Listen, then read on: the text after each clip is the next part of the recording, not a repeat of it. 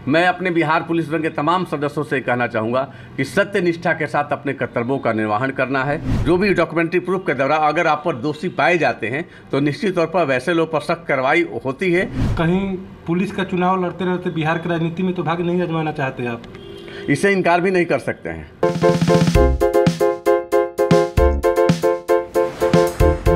आप देख रहे हैं केवल सच। जिसके इरादे बुलंद हो, जिसके कार्य में ईमानदारी झलकता हो, जो अपराधियों के लिए काल हो, जो आम आवाम की सुरक्षा के लिए 24 घंटे जगता हो, वैसे ही पुलिस पदाधिकारी समाज में विशिष्ट स्थान प्राप्त करते हैं। नमस्कार, मैं हूं श्रीधर पांडे और आप देख रहे हैं केवल सच न्यूज। आज हम आपको एक ऐसे ही शख्सियत से रूबरू कराएंगे जो लगातार 9 साल से बिहार पुलिस एसोसिएशन के अध्यक्ष के पद पर बने हुए हैं एवं लोगों के बीच काफ़ी लोकप्रिय हैं। तो आइए हम बिहार पुलिस एसोसिएशन के अध्यक्ष मृत्युंजय कुमार सिंह जी से आपको रूबरू कराते हैं।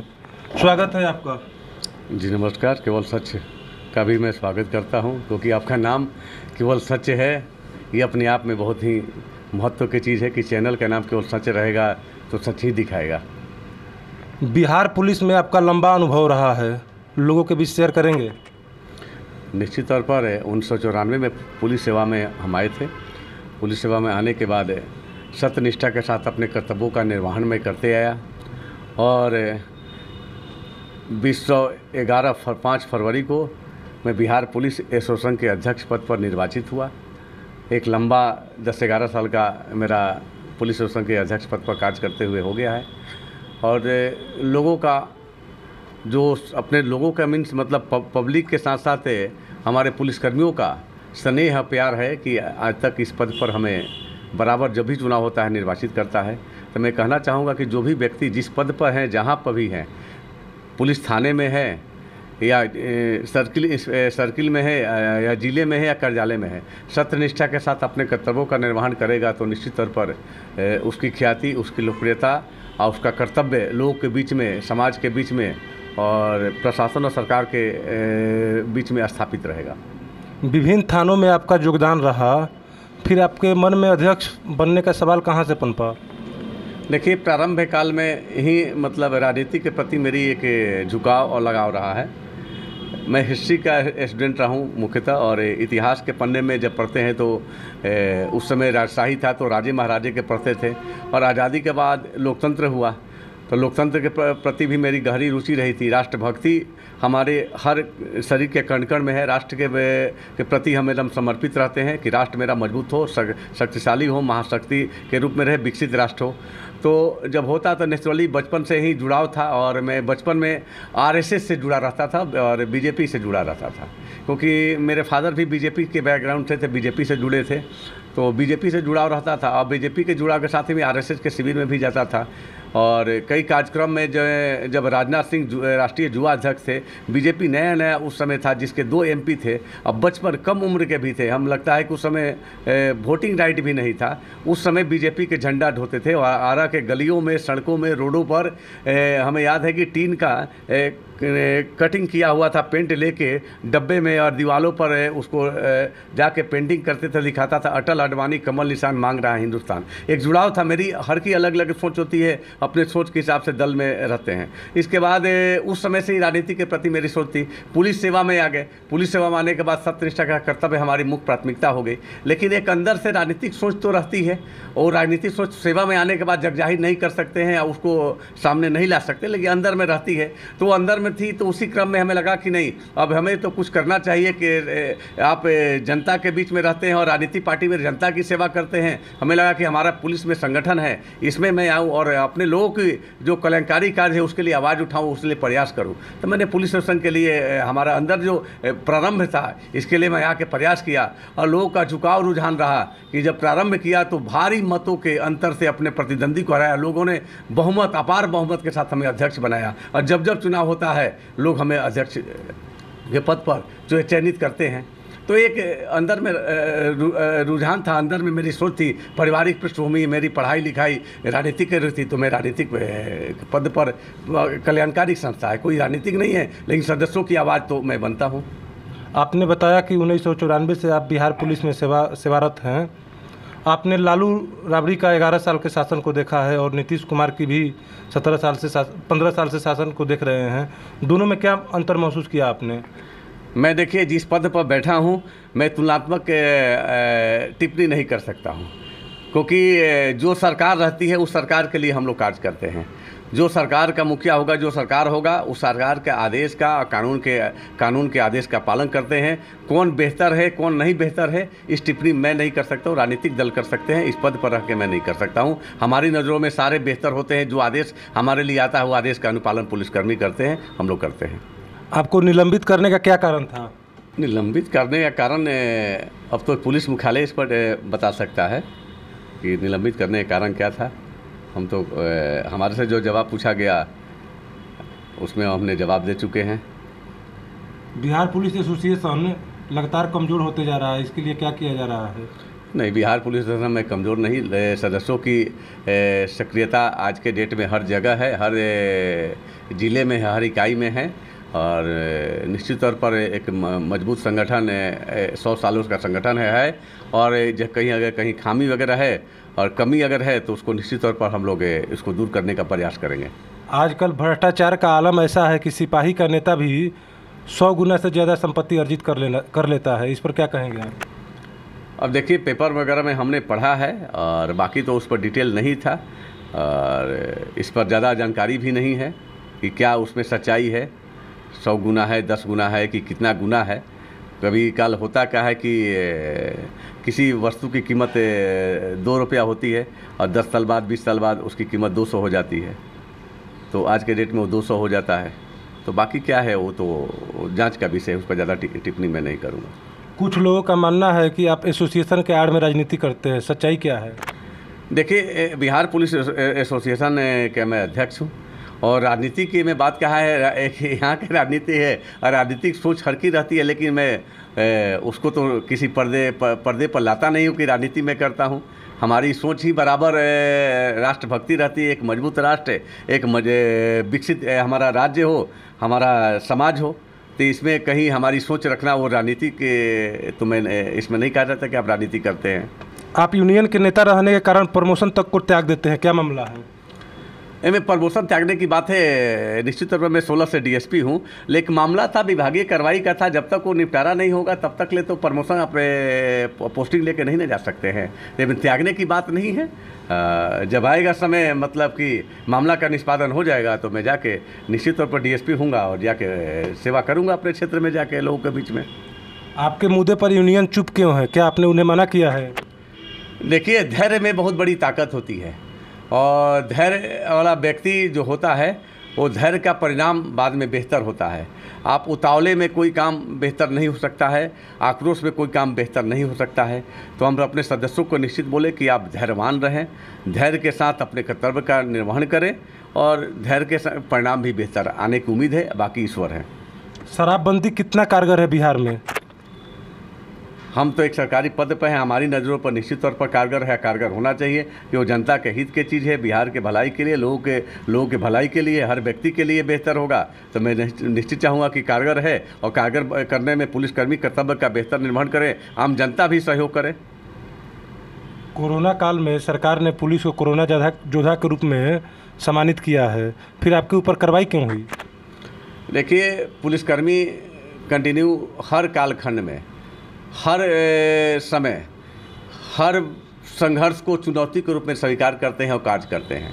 और उनका कार्य परिणाम था कि जब कोरोना आया तो सभी लोग अपने अपने घरों में रहें, सरकार का गाइडलाइन भी था। लेकिन उस समय भी पुलिसकर्मी हर जगह, चौक हो, चौराहा हो, हॉस्पिटल हो या कोई भी एयरपोर्ट हो या वगैरह, हर जगह, या कोई बीमार वगैरह हो, कहीं भी हो, शमशान घाट हो, हर जगह पुलिसकर्मी अपने कर्तव्य का निर्वहन कर रहे थे। तो निश्चित तौर पर मैं कहना चाहूँगा कि सरकार को इसके लिए कोरोना योद्धा को उपाधि दिया गया। भारत के प्रधानमंत्री को भी मैं धन्यवाद दूंगा कि उन्हें कोरोना योद्धा को उपाधि दिया गया और कोरोना योद्धा के रूप में रहता है। और निलंबन एक अलग मुद्दा है। निलंबन को लगा मतलब कि पुलिस मुख्यालय को कि इनसे कुछ गलती हुई है उनकी नज़र में, अगर उनको लगा तो उन्हें निलंबित किया। हमसे पूछा गया, हमने अपने बात को जवाब दिया, हमने उसे दिया कि हमारे से कोई गलती नहीं है। वो बीच में अपना समीक्षा होगा, समीक्षा के बाद अंतिम निर्णय होगा। लगातार तीसरी बार से आप अध्यक्ष हैं, आपने यूनियन के अध्यक्ष होने के नाते ऐसा क्या किया कि आपको बार बार एसोसिएशन का सदस्य चुनते हैं? मैं अपने सदस्यों की आवाज़ हूँ। मैं उनकी पीड़ा, उनकी समस्याओं के लिए एक मजबूत आवाज़ हूँ। उनकी आवाज़ को उचित प्राधिकार लगे मैं पहुँचाता हूँ। उनकी समस्याओं के लिए निरंतर मेरे पास फ़ोन आता है, फ़ोन से जुड़ा रहता हूँ। जहाँ तक संभव है उन समाधान करने के लिए प्रयास करता हूँ। ऐसा नहीं कि मैं हर समस्या का समाधान उनका हो ही जाता है, लेकिन प्रयास में ईमानदारी से साथ करता हूँ। वे सत्यनिष्ठा मेरी आवाज़ है। वो जानते हैं कि हमारे प्रदेश अध्यक्ष सत्य बोलते हैं, और सत्य जो बोलते हैं वो निडरता से बोलते हैं, जिसका परिणाम है कि आज निलंबित भी हूँ। वो लोग भी जान रहा है। तो मैं उनसे जुड़ा रहता हूँ। साथ ही में कई ऐसे अहम बिंदु है। 13 माह का वेतन मैंने संघर्ष किया, उसके परिणाम है कि बिहार के तमाम पुलिसकर्मियों का, कहीं अधिक है पुलिसकर्मियों का 13 माह का वेतन है। मेरा परिणाम है, मैंने उस समय मैं तत्कालिक माननीय मुख्यमंत्री जीतन राम मांझी जी के हेलीकॉप्टर था, वहाँ पर मैं चला गया था, आवाज़ को बुलंद किया। लोगों ने बोला कि ये प्रोटोकॉल तब तोड़ रहे वगैरह, लेकिन मैं अपनी नौकरी के परवाह नहीं करते हुए सदस्यों के हित के लिए, कल्याण के लिए लगा कि ये मांग जायज़ है, वहाँ तक चला गया। वर्तमान माननीय मुख्यमंत्री जी भी उन्होंने मतलब कि जब उस सरकार हटने के बाद पुनः मुख्यमंत्री बने, उन्होंने 13 माह का वेतन दिया। इसके धन्यवाद, बधाई के पात्र हैं। इसके अलावा कई वाहन भत्ता से लेकर कई ऐसे मतलब कि है उनको आर्थिक लाभ भी मैं दिलवाने की कोशिश किया और मिला भी। तो ये निश्चित तौर पर लोगों का प्यार और विश्वास है कि बराबर हमें अध्यक्ष चुनते हैं। और मैं दावे तो नहीं कर सकता हूं, लेकिन अगला चुनाव होगा तो हमें पूर्ण विश्वास है और लोगों का हम पर विश्वास है कि फिर परिणाम हो सकता है मेरे पक्ष में रहे। ईश्वर का भी आशीर्वाद रहेगा। अभी कौन सी प्राथमिकता आपके लिए चुनौती बनी हुई है? देखिए, प्राथमिकताएँ पुलिस के नित्य दिन नई आती रहती है, नई आती रहती है। तो पुलिसकर्मी के जो भी समस्याएं तत्काल आती रहती है, उसका मैं पुलिस मुख्यालय और सरकार का ध्यान आकृष्ट करता हूँ। एक किसी विषय वस्तु पर नहीं। पुलिस आज के डेट में जो उनकी समस्याएं लगेगी थाना क्षेत्र में, फील्ड में, तो मैं उसकी आवाज़ को उठाता हूँ, जाके लिखित पुलिस मुख्यालय को भी देता हूँ, सरकार के पास भी भेजता हूँ। बतौर एसोसिएशन अध्यक्ष, क्या आपने ये महसूस किया है कि बिहार में पुलिस न्यूट्रल रूप से काम करने में सक्षम नहीं हो पा रही है, या उनके ऊपर राजनीतिक दबाव है? वर्तमान समय में मैं कहूँगा कि राजनीतिक दबाव शून्यता की ओर हो सकता है। अपवाद कहीं हो तो अलग का बात है। आज के डेट में पुलिसकर्मियों पर, मैं बड़ा बेबाकी से बोलता हूँ, राजनीतिक दबाव नहीं है। आज के डेट में माननीय विधायक जी लोग आपके चैनल के माध्यम से हमारे पास भी कई फ़ोन करते रहते हैं कि मृत्युंजय जी थोड़ा सा थाना में बोल दीजिएगा। हम बोलते हैं अरे भाई माननीय विधायक हैं, इनकी क्या जेन्युइन चीज़ें हैं, सुन लिया जाए। तो मैं कैसे मान सकता हूं कि यहाँ पर राजनीतिक दबाव है? आज के डेट में कहीं किसी तरह का राजनीतिक दबाव नहीं है। सरकार पुलिस पब्लिक मैत्रेयी संबंध स्थापित करने के लिए हमेशा से प्रयासरत रही है, फिर भी थानों पर इसका असर नहीं दिखता। क्या कारण मानते हैं आप? देखिए, कई बिंदु इस पर है। पहला नंबर बता रहे हैं कि पुलिस की आवश्यकता ज़रूरत सभी को है, लेकिन पसंद बहुत लोगों की नहीं है। और पसंद नहीं होने के पीछे दोनों जवाबदेह हैं, पब्लिक भी है, पुलिस भी। हम कहना चाहते हैं कि पुलिस आती कहाँ से है? उसी समाज के हिस्सा हैं हम। जिस समाज के पब्लिक है, उस समाज में किसी के भाई है, किसी के बेटा है, किसी के संबंधी हैं, किसी न किसी रूप में उस समाज के हैं। ड्यूटी करके, कर्तव्य निर्वहन करके जब जाते उसी समाज के बीच में रहते हैं। लेकिन समाज के लोगों का नज़रिया एक ऐसा चीज़ है कि वो पुलिस को दूसरे दृष्टिकोण से देखती है, और पुलिस भी ऐसा चीज़ है कि वो समाज के कुछ लोगों को दूसरे, सबको एक नज़र से देखती है। समाज में करना पड़ा है कि कानून को तोड़ने वाले कौन हैं और कानून को मानने वाले कौन हैं। जो कानून के तोड़ने वाले हैं वैसे लोग चिन्हित करके सख्त कार्रवाई होनी चाहिए, लेकिन कानून को मानने वाले हैं, अच्छे लोग हैं, उनका सम्मान होना चाहिए, और कानून तोड़ने वालों को मुख्य धारा में लाने के लिए प्रयास होना चाहिए। तो पुलिस पब्लिक मैत्री के लिए कई जगह थाने में, जिला स्तर पर भी कार्यक्रम होता है, लेकिन इसका प्रभाव कितना पड़ता है, ये दोनों की समीक्षा करने की जरूरत है, पुलिस को भी और पब्लिक को भी। आखिर हम पुलिस पब्लिक के करीब क्यों नहीं पहुंच पाते हैं? आज के डेट में मैं बताना चाहता हूँ, कहीं घटना घटित हो जाए किसी पटने में, और घटना घटित, मान लीजिए बुद्धा कॉलोनी में घटना घटित हो गया है कि कोई अपराधी आया और लूटपाट किया चला गया, पुलिस जाती है। पुलिस जाने के पहले लोग वहाँ विरोध करेंगे कि पुलिस से ऐसे की ऐसे अपराध होगा। आपको पुलिस का सहयोग करने की आवश्यकता है। आपराधिक घटनाएं नहीं होनी चाहिए, मैं मानता हूं नहीं होनी चाहिए, लेकिन हो गया तो हाँ, पुलिस जब जाती है तो सहयोग कीजिए, अपराधियों के हुलिया दीजिए, अपराधियों के भागने की दिशा में कीजिए, सहयोग कीजिए कि अपराधी अगर उसके कुछ बारे में इनपुट आप देंगे तो पुलिस उस पर कार्रवाई करेगी, उस दिशा में आगे बढ़ेगी और अपराधी पकड़े जाएंगे। लेकिन प्रतिकार विरोध क्यों? रोड पर कहीं एक्सीडेंट हो जाता है, गाड़ी वाला धक्का मार के भाग जाता है, आप रोड जाम कर देते हैं, पुलिस जाती है उस पर पथराव कर देते हैं, क्यों? ऐसा क्यों होता है? नहीं होनी चाहिए। और पुलिस को भी ऐसा होता है, कहीं कहीं मैं देखता हूं, सुनने में आता है, जो हमें लगता है अपवाद स्वरूप कि कहीं कहीं पुलिस से पथराव हुआ है, जो पब्लिक वहां पर है सभ्य और असभ्य की पहचान नहीं हो पाती है, राहगीरी भी जा रहा है, उसका भी केस में नाम आता था, लोग बता देते हैं। ऐसा नहीं होना चाहिए। जो सही मायने में अपराधी है वो उस पर सख्त कार्रवाई होनी चाहिए और पब्लिक का भी कर्तव्य है कि सही अपराधी कोई है उसकी सूचना पुलिस को दे। दोनों के समन्वय होना चाहिए, क्योंकि पुलिस किसके लिए है? जनता के लिए। आज के सिस्टम क्या है? सरकार हो या पुलिस हो, सरकार का कोई विभाग हो, वो जनता के लिए। और ये सरकारें किसके? जनता की चुनी हुई सरकार है और उसका कर्तव्य का पालन हम लोग करते हैं। तो दोनों का समन्वय तो चाहिए, दोनों का एक तालमेल रहेगा, तब एक कानून के राज को मजबूती मिलेगी, एक बेहतर राज्य होगा जहाँ पर अपराध का कोई जगह नहीं, अपराधी की कोई जगह नहीं रहेगा। आपके विभाग में बढ़ता भ्रष्टाचार के जिम्मेदार किसे मानते हैं आप? देखिए, भ्रष्टाचार की जहाँ बात है तो भ्रष्टाचार आज की बात नहीं है। हमें लगता है कि जब भी कहीं भी कई देशों में देखते हैं हर जगह भ्रष्टाचार है। भ्रष्टाचार वहाँ की तंत्र, उनकी प्रक्रिया विकास का बहुत बड़ा बाधक है और भ्रष्टाचार को रोकने के लिए हर सरकार या हमारी सरकारें हैं कई तरह के मतलब कि क्या कहता है विभाग का गठन करती है। यहाँ पर निगरानी है, आर्थिक अपराध वगैरह हर जगह भी है और इस दिशा में कारगर कदम भी उठाती है, पकड़े भी जाते हैं भ्रष्टाचारी। और भ्रष्टाचार में जो लिप्त है वैसे कर्मी हो, जनप्रतिनिधि हो, सख्त कार्रवाई होनी चाहिए, क्योंकि भ्रष्टाचार जब तक रहेगा वो राज्य, वो समाज, वो राष्ट्र बहुत विकसित राष्ट्र नहीं हो सकता है, वो ज़्यादा दिन तक ले आगे नहीं बढ़ सकता है, उसको पतन हो जाएगा। इसलिए इस पर सख्त कार्रवाई होनी चाहिए और समाज के लोगों को भी, जो भ्रष्टाचार के लिए जो कहते हैं, उत्तरदायी सब लोग हैं। अगर हम किसी काम के लिए कहीं भी जाते हैं, किसी सरकारी संस्था में या कहीं भी जाते हैं, अगर वहाँ पर डिमांड अगर होता है तो डिमांड की पूर्ति तो कुछ लोग करते हैं, तभी बढ़ा होता नहीं करना, या आपका अधिकार है। अगर कोई व्यक्ति बैठा है किसी पद पर, वो आपके लिए बैठा है, उसका काम करना उसकी जवाबदेही है, उसकी जिम्मेवारी है, उसको याद दिलाइए। और अगर नहीं है तो सरकार के कई तंत्र बने हो, उसको रिपोर्ट कीजिए। वैसे लोग जो हैं वैसे लोग को सामाजिक बहिष्कार भी कीजिए। लगातार भ्रष्ट कर्मियों पर कार्रवाई होती जा रही है, फिर भी उनके भीतर डर कायम न होने की वजह क्या मानते हैं आप?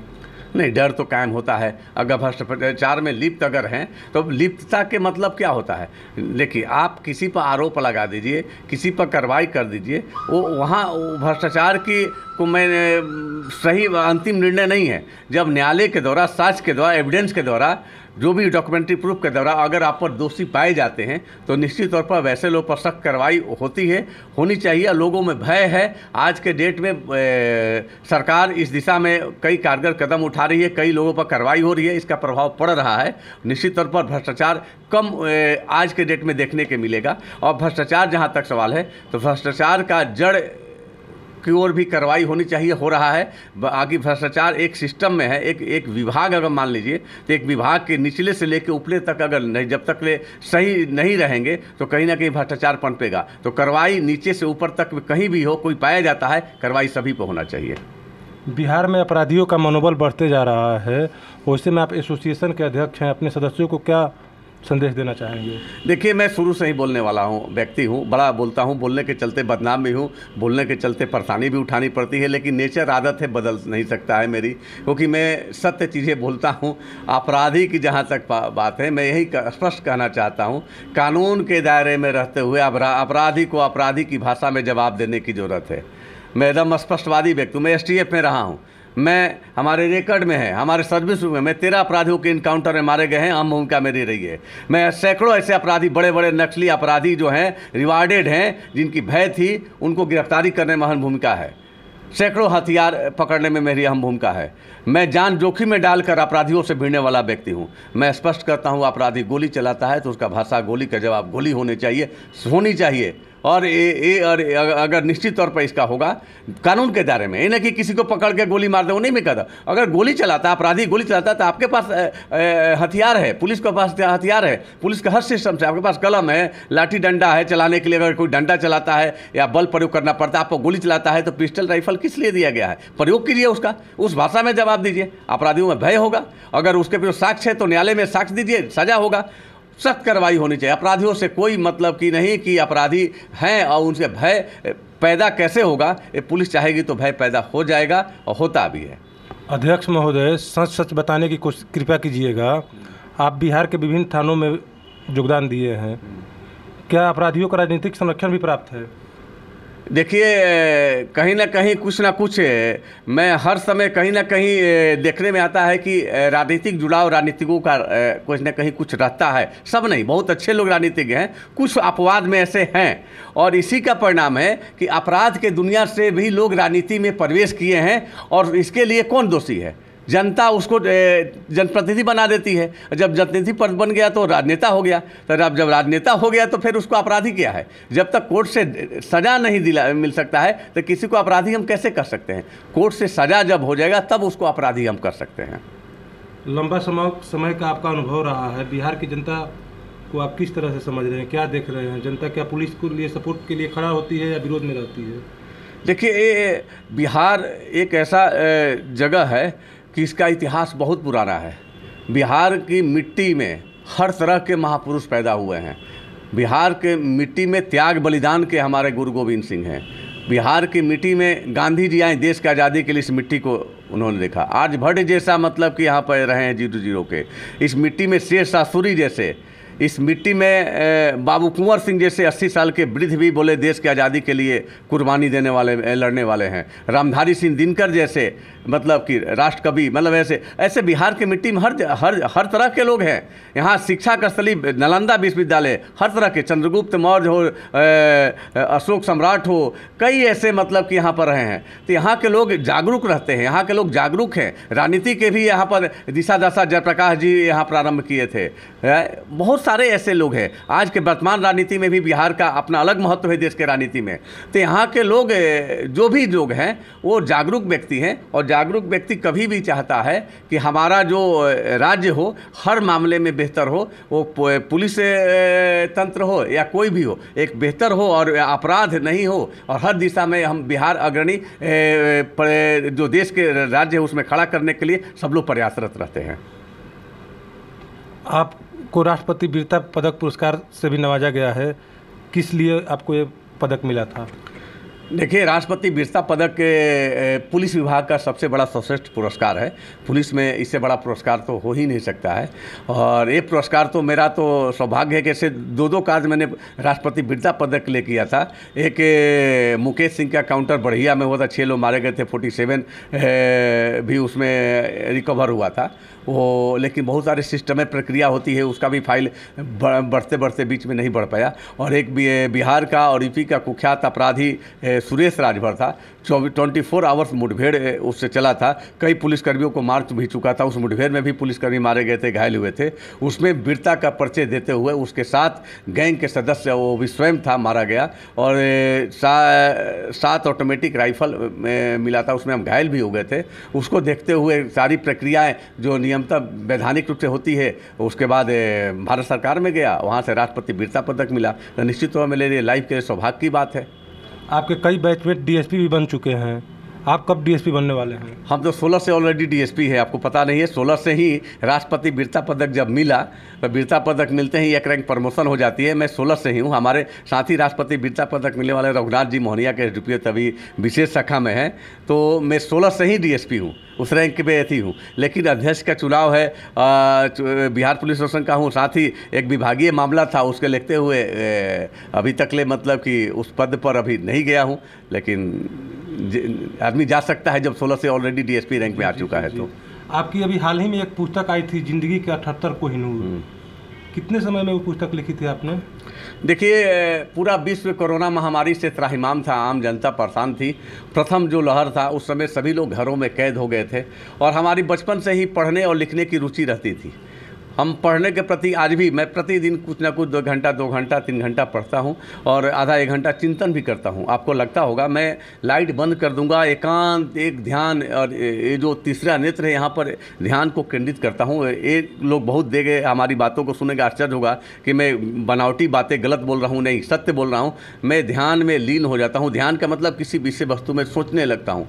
मैं यहाँ तक कभी सोचा हूँ कि मैं शून्य की ओर सोचता हूँ, ईश्वर के बारे में सोचता हूँ, लगता है कि वहाँ दिमाग मेरा काम नहीं करेगा, फिर वहाँ से वापस आता हूँ। तो हर समाज के हर सब्जेक्ट पर, हर जो हमें दिखता है उसको करीब से देखने की, महसूस करने की अपने सोच से देखता हूँ। मैं समाज में जो जो देखा हमें लगा, और हमें सनातन संस्कृति से, भारत के इतिहास से, परंपरा से बहुत ज़्यादा लगाव है, तो उसको मिश्रण करके अब वर्तमान कर चुके हमने एक पुस्तक लिखा जिसका नाम है ज़िंदगी के 78 कहनूर। वो 78 मतलब 78 कहानी है। मैंने उसमें पुलिस पर भी दो है, मैं बड़ा स्पष्टवादी, पुलिस पर भी 2 टॉपिक है, और पुलिस के साथ ही समाज के हर चीज़ पर मैंने लिखा है।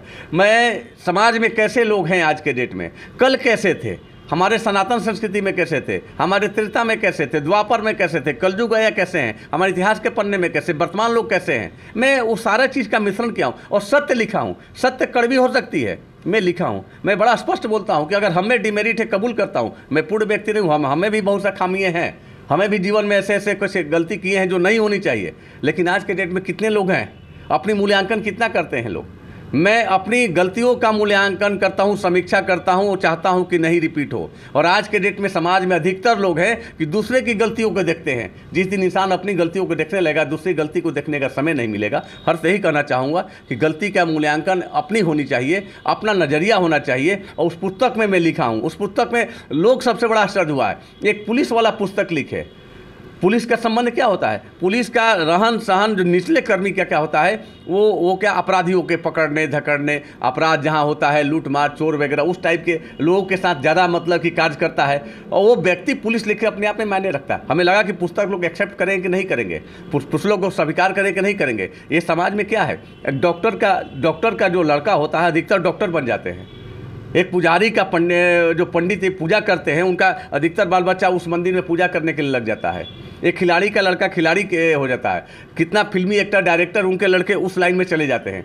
पुलिस वाले के बाल बच्चे, क्योंकि पुलिस को समाज के नज़रिया के गलत नज़रिया से देखता है, निचले कर्मी के लोग को, लेकिन पुलिस वाला एक राइटर बन जाए, साहित्यकार बने या लिखे, अपने आप में कौतूहल का विषय है। और पुस्तक जो पढ़ेगा लोग निश्चित तौर पर सोचेगा। और पुस्तक प्रभात प्रकाशन से छपा है, जो देश का बहुत बड़ा प्रकाशन है, छोटा बड़ा नहीं, बहुत बड़ा प्रकाशन। छपना अपने आप में मायने रखता है। और उसमें छपा है, उन्होंने पुस्तक को चेक किया, अमेजन पर पुस्तक मिल रहा है, वहाँ पर पुस्तकों का देश के हर कोने में लोग पुस्तक मंगा रहे हैं। कई लोग बोले कि नहीं पुस्तक अच्छी है, क्योंकि सत्य लिखा हूँ, सही लिखा हूँ, कोई बनावटी नहीं, मैं सत्य बोलता हूँ। हमें फांसी पर, भगत सिंह जैसे मैं मानने वाला हूँ, फांसी पर चढ़ दूंगा लेकिन सत्य बोलूँगा, सत्य से समझौता नहीं। तो हमें ये चीज़ें हमारे अंदर है, पुस्तक में लिखे हैं। आप भी पुस्तक को पढ़े, तब देखिएगा उस पुस्तक में क्या है। मैं एक समय था, आप जब बच्चे रहते हैं तो आपको चलाने के लिए उठाया जाता है। आप भी बच्चे होंगे, हमारे घर में, आपके घर में बच्चे होंगे, उसको ऐसे उंगली पकड़ के 2 डेग चलेगा गिरेगा, 2 डेग चलेगा गिरेगा, फिर चलता है तो लोग खुशी मनाते हैं कि हमारा घर का बच्चा चलने लगा। लेकिन ज़माना क्या हो गया है, जो चलने लगता है लोग, समाज के लोग उसको पैर फंसा के गिराने लगते हैं। ये ऐसा समाज हो गया। क्यों ऐसा हो गया है? उसमें बदलाव होना चाहिए, बदलना चाहिए। उस पुस्तक में लिखा हुआ है। ये पुस्तक अपने आप में मैंने है, और मैं और 2 पुस्तक लिखना प्रारंभ कर दिया हूँ। एक पुस्तक का मैं खाली उसका शीर्षक बताता हूँ, झूठ पे झूठ फिर झूठ। इंसान आज के डेट में कौन इंसान है नहीं है कि जो झूठ नहीं बोलता है। मैं हूँ, कुछ ना कुछ झूठ बोला ही जाएगा। कितनों सत्य के करीब रहूँ, बोला जाएगा। आप है क्या जीवन में झूठ नहीं बोले हैं, या दिनचर्या में झूठ नहीं बोलते हैं? या आम बात है, अगर कोई बुलाता है ऑफिस के आने के लिए, घर पर जूता पहन रहता है, कपड़ा पहन रहा है, बोला अरे आइएगा नहीं, बस रास्ते में आ रहे 2 मिनट, भी झूठ हुआ। तो इंसान आजकल प्रतिदिन झूठ बोलता है, लेकिन बोलता है कि मैं झूठ नहीं बोलता हूँ अपने आप को। लेकिन मैं कबूल उसी पर पुस्तक लिख रहा हूँ, बड़ा बड़े उसमें हर चीज़ का है, समाज से जुड़ा है, राजनीति से जुड़ा है, हर चीज़ से जुड़ा हुआ है। और पुस्तक आएगा, और बेहतर पुस्तक है। सत्य और बेबाकी बोलने के लिए आप जाने जाते हैं। आप अपने विभाग के खिलाफ भी जाकर सत्य बोलने से नहीं हिचकते। किस तरह की चुनौती से सामना करना पड़ता है आपको? देखिए, आप किसी जवाबदेह जिम्मेवार पद पर रहिएगा और आप बहुत सा लोगों का आपसे जुड़ाव रहेगा, लोगों की अपेक्षाएं आपसे रहेगी, तो आप अपेक्षा उन पर उतरने के लिए, उनकी समस्या का समाधान करने के लिए आप प्रयासरत रहिएगा, प्रयास रहिएगा, सत्य बोलिएगा तो लोग जुड़ा रहेगा। और सत्य, निश्चित तौर पर सत्य आज कड़वा होता है और सत्य परेशान होता है। इस समय आज के डेट में है कि ये दिक्कत आजकल क्या है कि जब तक सत्य घर के दरवाजे से बाहर निकलता है तो झूठ आधा दुनिया का सफ़र तय कर देता है।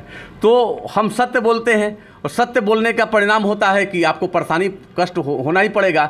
और लोग झूठ वहाँ तक पहुँच जाता है जहाँ सत्य पहुँचने में समय लगता है, तो लोग सोचता है कि नहीं, ये तो मतलब कि ऐसा व्यक्ति है, तले उसी का भुक्तभोगी होना पड़ता है। आप रहिएगा बड़े पद पर तो आपकी आलोचना भी होगी, आपकी प्रशंसा भी होगी, दोनों आप तैयार रहिए। आप भी वीआईपी लोगों के बीच अक्सर देखे जा सकते हैं, उनके पास जाकर क्या बातचीत होती है आपकी? देखिए, कोई वीवीआईपी कौन है, हम तो सबसे बड़ा वीवीआईपी जनता को मानते हैं। जो सरकार को चुनती है उसके लिए सारा सिस्टम है, उससे बड़ा वीवीआईपी कौन हो सकता है। लेकिन ये सौभाग्य या दुर्भाग्य है कि वो वीवीआईपी के श्रेणी में नहीं है। आप जिस वीवीआईपी कहने का मतलब आप किस आशय से लगाते हैं, किसको आप वीवीआईपी मानते हैं? बिहार पुलिस में बदलाव के लिए क्या मांग करते हैं? देखिए, एक एसोसिएशन के पद पर आप हैं तो निश्चित तौर पर राजनेताओं से संबंध रहेगा, हर दल के राजनेताओं से संबंध रहेगा कि भाई ये मृत्युंजय सिंह है, बिहार पुलिस एसोसिएशन के अध्यक्ष है, चलो जुड़े, कभी थाने में वगैरह में जेन्युइन बात कहना हो, पैरवी करना हो कर दे। हम तो कई लोग हमको पैरवी करते हैं, 2-4 पैरवी मैं करता हूँ, गलत नहीं करता हूँ। कभी थाने वाले की आवश्यकता नहीं सुन रहा तो मैं बोलता हूँ कि भाई जो सही है उसको देख लो, सुन लो। मैं प्रतिदिन 2-4 पैरवी करता हूँ, स्वीकार करता हूँ, लेकिन सत्य है जो देख लो। आज के सत्य के लिए लोग परेशान होता है ना, पुलिस वाले का समझाते भी हैं कि भाई सही है वही चीज़ करो, सही चीज़ है उसके पक्ष में करोगे तुम परेशान नहीं होगे। और अपने जब भी अधिकारियों के पास बड़े रहता हूँ तो निश्चित रूप से मैं अपने कनीय पुलिसकर्मियों की उनकी समस्याओं के लिए ध्यान आकृष्ट कराता हूँ कि ये कमी है, इस पर सुधार होने की है। सर, राजनीतिक लोगों से रहता हूँ, उनसे भी चर्चाएँ कभी पुलिस की होती है तो उनसे भी होता कि पुलिस कैसे काज करी है, बेहतर होना चाहिए, आप लोग का भी कॉपरेशन होना चाहिए, ये सब बातें होती रहती है। कहीं पुलिस का चुनाव लड़ते रहते बिहार की राजनीति में तो भाग्य नहीं आजमाना चाहते आप? इससे इनकार भी नहीं कर सकते हैं, क्योंकि मेरा बचपन से ही रहा है, राजनीतिक सोच रहा है। तो अभी पुलिस के नौकरी में हूँ और कहीं भी कभी मौका मिलेगा तो उससे मैं चूकने वाला नहीं हूँ, बड़ा स्पष्ट बोलता हूँ, मेरी सोच में रहती है। लेकिन मैं सोच में रहने के साथ ही वैसे खिलाड़ी नहीं हूँ। जब मैं चाहता हूं तो जब भी जाऊंगा उस मैदान में, जैसे फुटबॉल का होता है तो फुटबॉल में जो गोल मारने वाला होता है, खिलाड़ी तो 11 होते हैं, एक फॉरवर्ड होता है, एक लड़ाक होता है जो प्रारंभ से लेके अंतिम गोल तक मारता है, या फॉरवर्ड को वो भी गोल मारता है। तो मैं वैसा हूँ, ऐसा नहीं कि मैं जाके निर्दलीय लड़ जाऊँ, वैसा भी नहीं कि जो किसी दल से जाके लड़ जाऊँ और जिसकी वहाँ पर मजबूत पकड़ नहीं, वैसे भी नहीं लड़ना चाहता हूँ। हाँ, जहाँ पर लगेगा कि संभावनाएँ है, उम्मीद है, क्योंकि एक जरा जॉब में हूँ और वहाँ संभावनाएँ रहेगा तो निश्चित तौर पर मैं राजनीतिक क्षेत्र में जाने से परहेज नहीं करूँगा, जाऊँगा, क्योंकि यहाँ भी कल्याण के लिए कार्य करता हूँ अपने कर्मियों के, वहाँ जनता के बीच। लेकिन मैं अगर चला गया तो निश्चित तौर पर सदन में मेरी आवाज़ प्रतिदिन गूंजेगी, क्योंकि सत्य से लड़ने वाला व्यक्ति हूँ। मैं चाहता हूँ कि सत्य और संघर्ष मेरे जीवन से जुड़ा है, अंतिम सांस तक ले, जब प्राण जब निकलने हैं उस समय भी सत्य के साथ रहूँ। और ईश्वर के प्रति भी मेरी लगाव है, ईश्वर को मैं मानता हूँ बड़ी श्रद्धे भाव से, और राष्ट्र को मैं देखता हूँ। अखंड भारत मेरे अंदर सपना रहता है, जब पूजा पाठ होता है उसमें देखता हूँ कि अखंड जम्बू द्वीप पे भारत भारत खंडे, तो मैं चाहता हूं कि जो मेरा भारत था वो संपूर्ण भारत, एक मजबूत विकसित भारत, महाशक्ति भारत हो, मेरे सपने में रहता है। क्या आपको डर नहीं लगता जातीय राजनीति करने से? सबसे बड़ी चीज़ है कि देखिए, क्षत्रिय महासभा नहीं, क्षत्रिय कोई जाति नहीं है, एक विचार है, एक सोच है। और मैं वहाँ जाता हूँ तो लोगों को कोई संदेश ही देता हूँ। मेरा लोगों का संदेश रहता है, शराब मुक्त समाज मेरा हो, नशा मुक्त समाज मेरा हो, दहेज मुक्त मेरा समाज हो, आपसी प्रेम भाईचारा हो, समाज में सभी के लोगों से एक प्रेम व्यवहार का वातावरण हो। मैं ये बातें कहता हूँ और लोगों को समझाता हूँ, क्योंकि हमारा इतिहास जो है, हमारा इतिहास के पन्ने जब पढ़ता हूँ तो लोग उसको समझना चाहिए। हम महाराणा प्रताप की बातें बोलते हैं, महाराणा प्रताप युद्ध के मैदान में राष्ट्र और समाज की रक्षा के लिए हर तबके को, हर समाज के लोगों को लेकर जाके युद्ध लड़े। मैं आज भी कहता हूँ कि समाज में प्रेम भाईचारा रहे, सभी एक भाई बंधु हैं, एक समूह में एक रहें और सभी के दुख सुख के साथी बने, मैं वो संदेश देता हूँ। अभी आप ही के ऑफिस में विवेकानंद जी का मूर्ति है, फिर आपको बाबू वीर कुंवर सिंह का है, क्या इन्हें आदर्श मानते हैं आप? निश्चित तौर पर विवेकानंद जी आधुनिक विश्व के ऐसे एक व्यक्ति हैं जिन्होंने युवाओं को एक नए राष्ट्र के निर्माण के लिए, उनका भविष्य के लिए प्रेरित किया था। उन्हें कहा था कि जब तक चलो जब तक मंजिल न मिल जाए, थको मत। और उन्होंने एक शिक्षा दिया था कि अंत नहीं होता है, प्रारंभ जहाँ से जब से करना चाहो करो। तो विवेकानंद जी को मैं आदर्श निश्चित तौर पर मानता हूँ और उनकी पुस्तकों पढ़ता हूँ। मैं बाबू कुंवर सिंह को भी मैं मानता हूँ, बिहार के मिट्टी के हैं, क्योंकि 80 साल में बाबू कुंवर सिंह ने 1857 में बाबू कुंवर सिंह, मंगल पांडे, झांसी की रानी, तात्या टोपे, इन्होंने उस उम्र के दहलीज में अंग्रेजों जिसकी हुकूमत पूरे विश्व में थी उसके विरुद्ध लड़ना, युद्ध किया, बलिदान दे दिया। ये प्रेरणा स्रोत तो रहेंगे ही। और वैसे मतलब कि लोगों को लेके लड़े जो जिनके पास हर हथियार नहीं था, जो लोकल खेती के बारी करने वाले, भाला, लाठी, डंडा, कुदाल, वैसे से लेकर अंग्रेजों से लड़े, तो प्रेरणा स्रोत होंगे ही। आप अपने एसोसिएशन के सदस्यों को क्या संदेश देना चाहेंगे ताकि आम पब्लिक के बीच मैत्रेयी संबंध स्थापित करने में वो सफल हो सके? मैं अपने बिहार पुलिस बल के तमाम सदस्यों से कहना चाहूँगा कि सत्यनिष्ठा के साथ अपने कर्तव्यों का निर्वहन करना है। सत्यनिष्ठा के साथ साथ अपने कर्तव्य क्या है, हम किस लिए सेवा में आए हैं। सेवा में आए हैं जनता के लोगों को कानून की रक्षा, उनके सम्मान की रक्षा, अपराध नियंत्रण के लिए। तो वैसे मतलब आप पुलिसकर्मी हैं तो जनता को विश्वास में लेके अपना कार्य करें और निश्चित तौर पर एक मिसाल साबित करें। मैं कहना चाहता हूँ कि बिहार के पुलिसकर्मी कर्मठता के मामले में, वीरता के मामले में देश के पुलिसकर्मियों में सबसे सर्वश्रेष्ठ है। जितनी साधन संसाधन हैं आज के डेट में वो बेहतर कार्य कर रहे हैं, जिसके परिणाम है कि पूरे देश में बिहार में सुशासन की सरकार कही जाती है, तो वो हमारे पुलिसकर्मियों की देन है। केवल सच के माध्यम से बिहार की जनता को क्या संदेश देना चाहेंगे आप? केवल सच के माध्यम से बिहार के जनता के यही हम कहना चाहेंगे कि बिहार का राजनीतिक विरासत और ऐतिहासिक जो एक स्थली रहा है, बिहार पूरे देश पर शासन किया है, बिहार पूरे देश पर ज्ञान दिया है, शांति का जगह है, क्योंकि बुद्ध को शांति मिला था। तो मैं कहना चाहूँगा कि पुनः बिहार को देश के अग्रणी पंक्ति में खड़ा करे। हर बिहारी का कर्तव्य है कि अपने कर्तव्य सत्यनिष्ठा के साथ बिहार को मजबूती के लिए कार्य करें। जी धन्यवाद। ये थे हमारे साथ बिहार पुलिस एसोसिएशन के अध्यक्ष मृत्युंजय कुमार सिंह जी।